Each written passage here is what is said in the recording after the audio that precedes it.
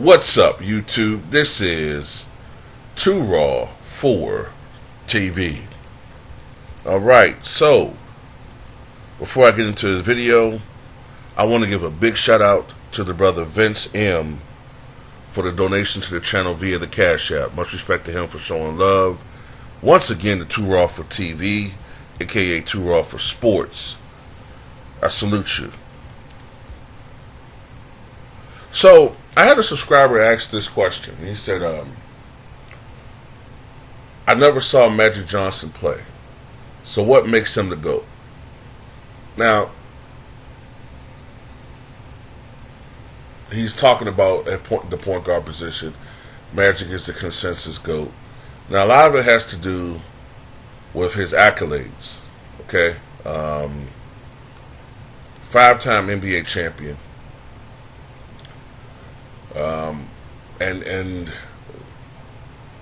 Well, before I get into that, let me say this accolades. 5-time NBA champion. Matter of fact, 87-88, they were the first back-to-back champions since the Boston Celtics. And the only back-to-back champions in the 1980s. 3-time Finals MVP, 1980, 1982, and 87. 3-time League MVP, 1987, 1989, and 1990. Now, mind you, when he was winning these MVPs in the late 80s, he was playing against players like Dominique Wilkins and Larry Bird and Magic Johnson and Karl Malone and John Stockton and Charles Barkley and Patrick Ewing and Moses Malone and later on David Robertson.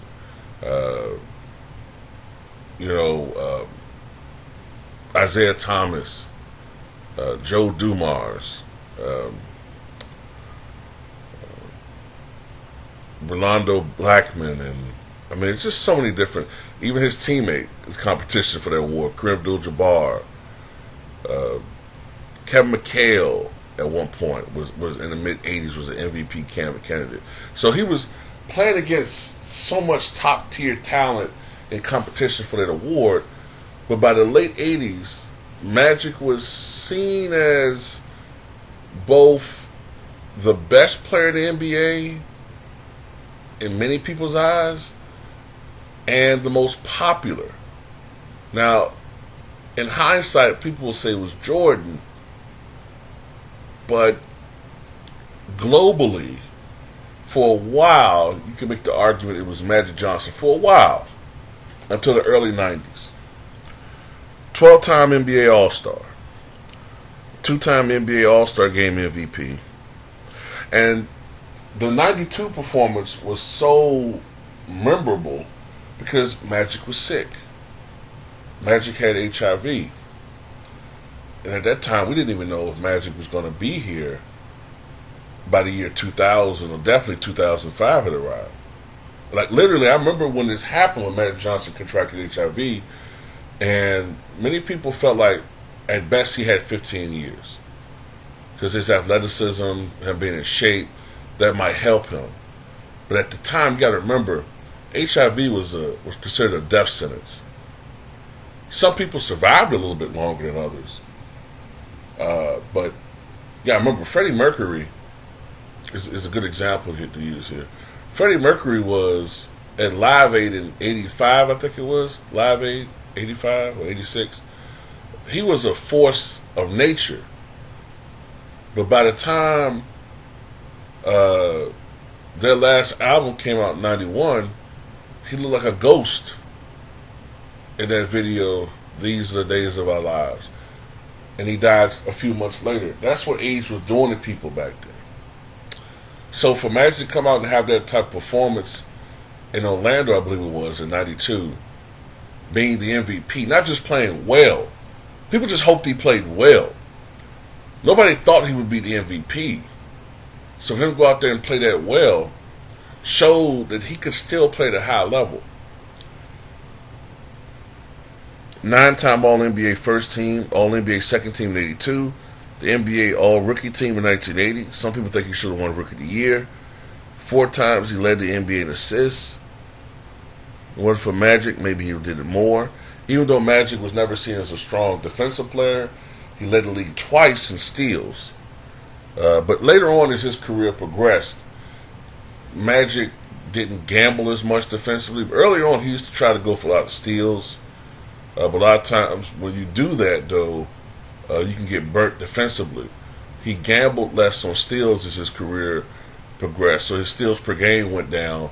But he became a better defender. He wasn't great, but you know how like Steph Curry's gotten better, but he's not great? That's how Magic was seen. He won the IBM Award in 1984, the NBA Lifetime Achievement Award in 2019.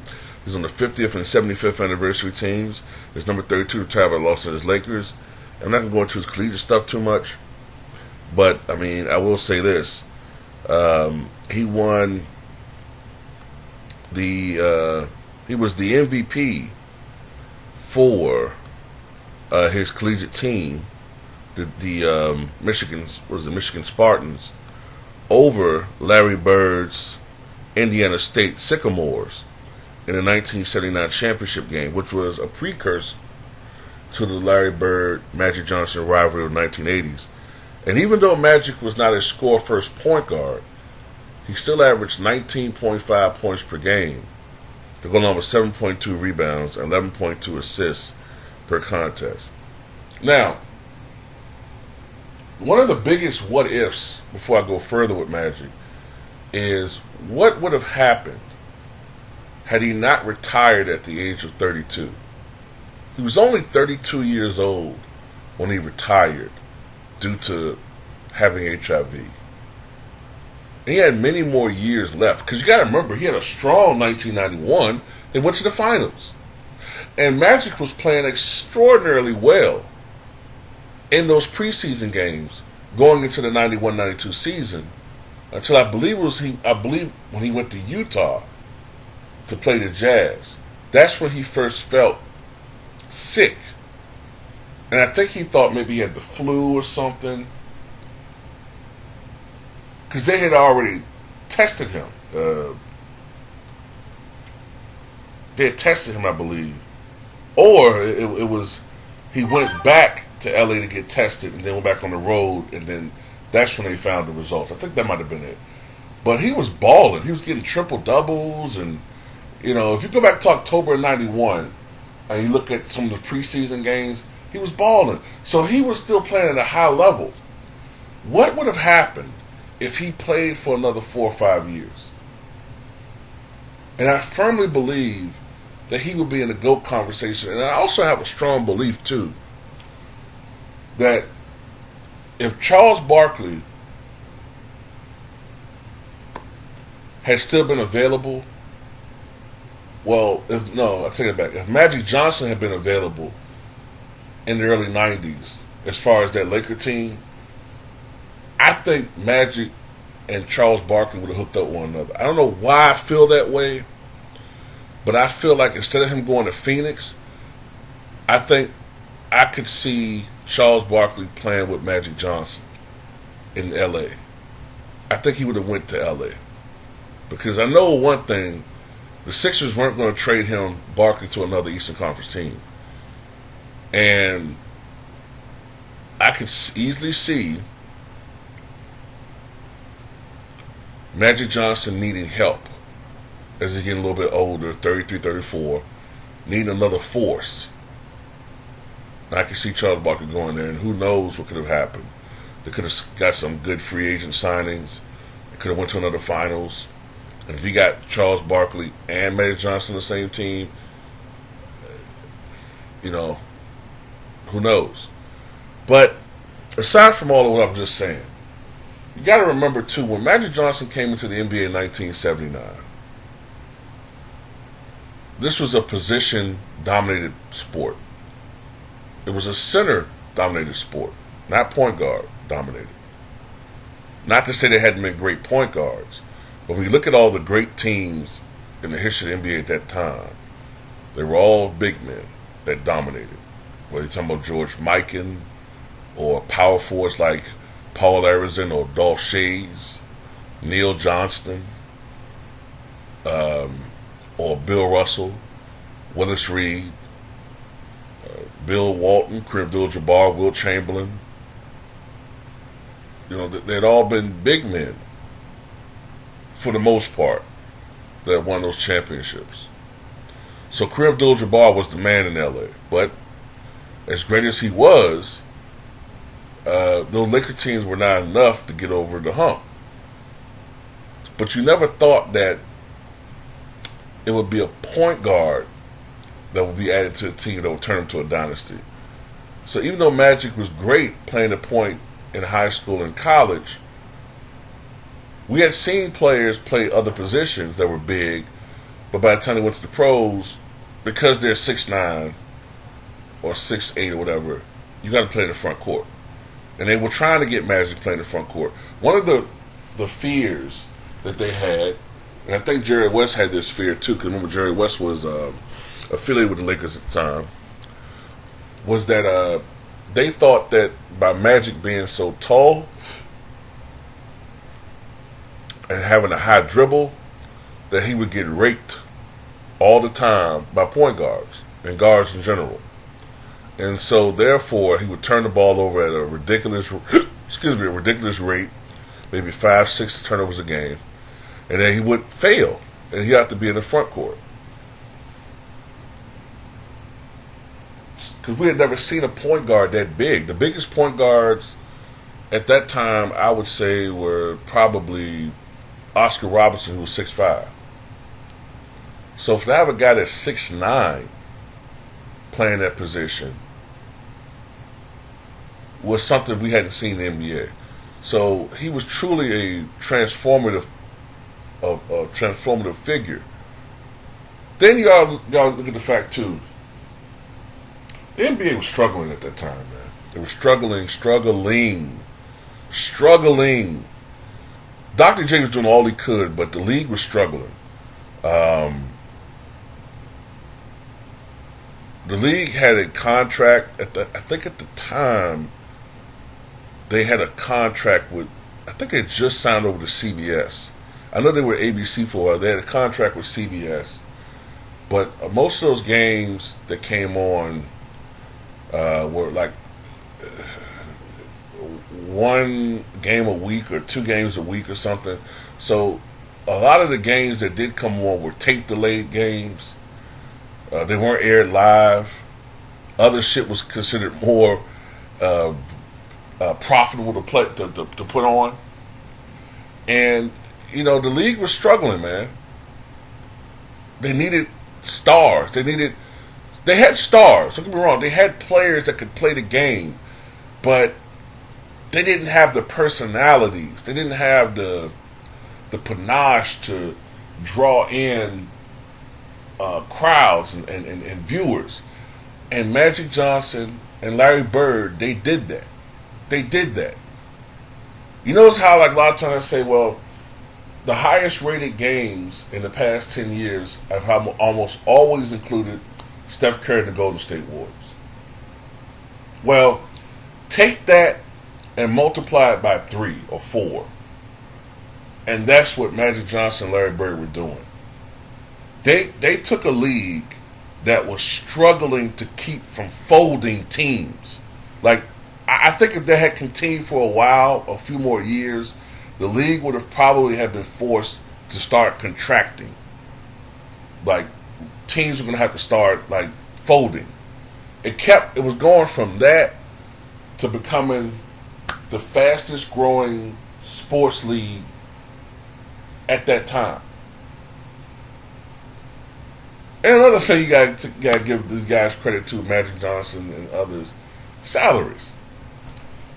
The average salary probably in 1979 might have been, I don't know, $600,000. By the time Magic Johnson retired, players were making $3, $4, $5 million, $6 million a year. Matter of fact, I think the highest salary was $11 million a year. Do you know what type of growth it takes for a person to be making $600,000 a year, which is considered good money, to $11 million a year at that time, 30 years ago? That was because of Magic Johnson, Larry Bird, and later on other players. But Magic, it wasn't even all of just that, man. It's just hard for me to say everything I'm trying to collect here. For a guy to be 19, 20 years old, coming off a college championship, right? And with people wondering whether or not you have the game or the poise or the maturity to even play in the NBA, and to not only play at a high level, an all-star level, a superstar level, but then when your team's MVP and the league MVP goes down with an injury in the finals, and to go out there and to do what he did, which was out-rebound the Philadelphia 76ers front line, outplay everybody on the court in that finals, and go on the road without your MVP and beat that, I ain't gonna say beat the shit out of them, but you beat Philly when it looks like Philly was going to seize control of that series, and you step up and have a monster performance, one of the great performances in the history of the NBA Finals, to seal a championship, and to steal the MVP award, Finals MVP award, away from the league MVP. That cemented it, man. We just never seen nobody do that before, man. And then for him to constantly work on his game. We knew he was a terror in transition. We knew that he could see the floor in ways that we had never seen before. We knew that he was versatile. He could play the center position. He could play power forward. He could play small forward. He could play shooting guard. He could play point guard. Matter of fact, later on in his career, it actually kind of required him at times during games to sub and come in different positions. Sometimes he would start off at point guard, but during the game he may switch over to small forward if it needs be. Then he may, in some stretches, play power forward. Then he may play center. Now his official position was point guard, but during games he would maybe required to play different positions. That's not easy. That's not easy at all.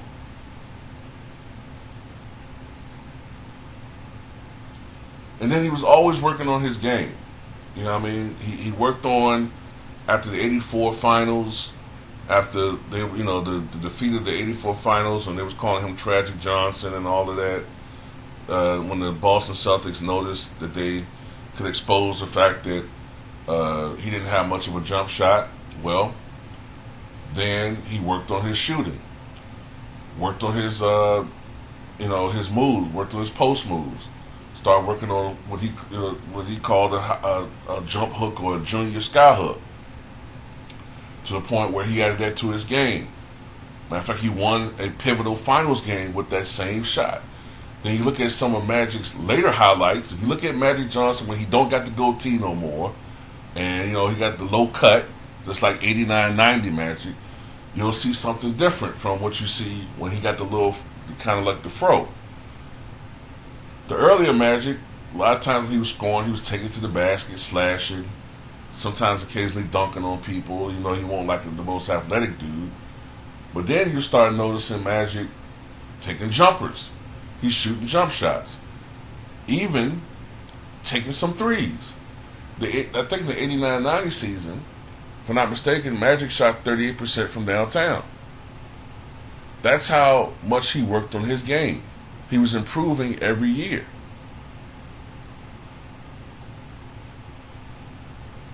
To the point where you had to respect his jump shot.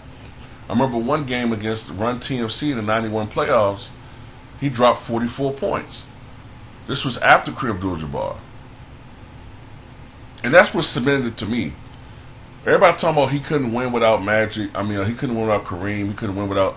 This guy, without Kareem Abdul-Jabbar, took the Lakers to the finals in 91. Without Kareem Abdul-Jabbar, in 90, if I'm not mistaken, they won 63 games. So without Kareem, without all these other players, he could still lead that team to excellence. He didn't need all these great players around him like people say he did. He was the one that was driving that team. Yes, he had a great team around him, but the leadership intangibles, he could rebound, he was efficient. He didn't start off as a great shooter, but he worked himself into at least a shooter you had to respect, or he would potentially hurt you from outside. Not to say he was the greatest shooter, but by the late stage of his career, he could hurt you from outside. Wasn't a great one-on-one defender, but he wasn't horrible either. One of the great passers, the great elite passers of all time. I think him and Stockton are in their own category by themselves. So you got elite playmaking, elite passing, situational passing. Perhaps he's one of the best, if not the best, at what you call, what people call like the highlight reel passing, where it's not these basic passes like LeBron, but like the type of passes that it takes years and years of honing your skill and playing with somebody, playing with guys, and just knowing where people are, your instincts, where you almost like you got eyes in the back of your head. That takes practice. That takes playing with guys year in and year out, practicing scrimmaging year in and year out. That's skill. And then the fact that he was able, even though he wasn't a scorer, to still come out there when need be and take over a ball game. I'm sorry, I just haven't seen anything like that other than Isaiah Thomas, could do what Magic could do in a lot of ways, and he was even better one-on-one. But Magic is 6'9", and Isaiah is 6'1". Now, if Isaiah was 6'9", we have a different conversation. But when you're 6'9", it's just you can just do so many different things, man, that other players couldn't do. So, yeah, Magic could score on you on the outside if need be, and as his career progressed, and of course, he could score on the post. So, you know what I'm saying? Back you down, score on the post. So, those are some of the things that I think about with Magic Johnson. The competitive nature, leadership intangibles.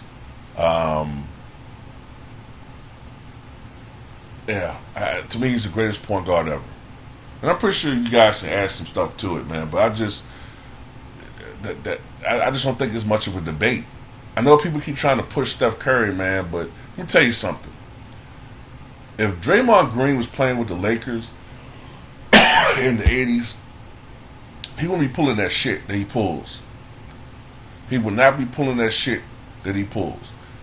When he cost potentially the Warriors a championship in 2016, first of all, they would have whooped his ass in the locker room. And then secondly, if he didn't get traded, if he tried to pull that shit, that, punking people, punching jacking the coach up and doing this bullying shit, trust me,